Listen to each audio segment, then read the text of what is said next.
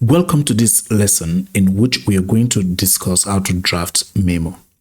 A memo, which is a short form for memorandum, is a formal written communication used within an organization to convey information, updates, or requests. It is like a letter, but a letter is used for external communication while a memo is used for internal communication. It is designed to address issues requiring attention or action and serves as an important tool for ensuring clarity and formal documentation. In administrative settings, memos play a key role in maintaining clear communication by providing structured, concise messages that reach the right audience. They also act as records of decisions, policies, and announcements, which help with documentation and accountability. And so, for administrative assistance, developing memo drafting skills is vital. A well-drafted memo demonstrates attention to detail and competence while ensuring that vital information is communicated without misunderstandings. We are going to discuss the various components of the structure of a memo. The components of a memo will include the heading. We will need to see who is writing, to who it is addressed, and probably the date that it is written, then with a subject. You ensure that your heading is clear and properly formatted. The subject should be concise, straight to the point, typically no more than a sentence, to immediately tell the reader what the memo is all about. So in our example, it is written by Jane Doy, Human Resource Manager. It's addressed to all department heads on the 21st of October 2020. The subject is New Employee Onboarding Process. Remember, it is an administrative document and it's just like a letter. The difference between a memo and a letter is that a memo is used for internal communication, that is within an institution, while a letter is used for external communication. It can go out of the institution. For the introduction, say why you are writing. You briefly state the purpose of your memo in the introduction.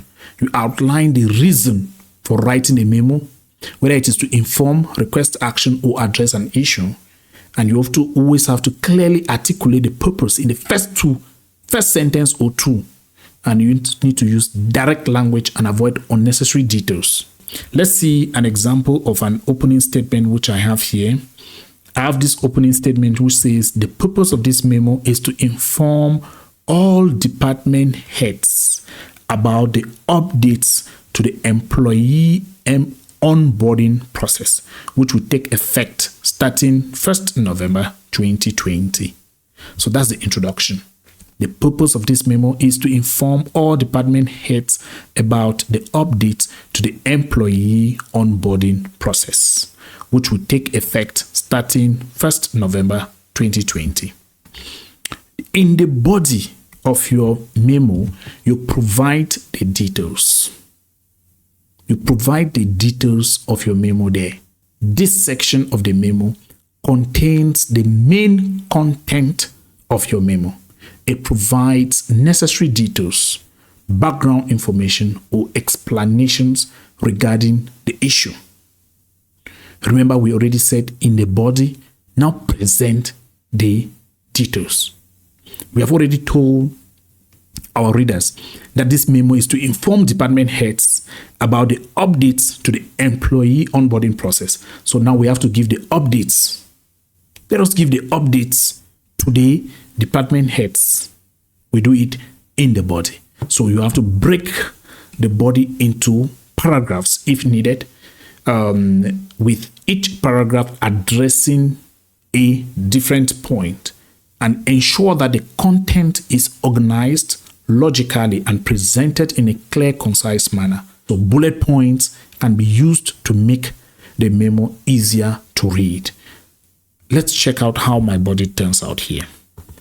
The body says the new process will update onboarding by integrating online forms and automated workflows.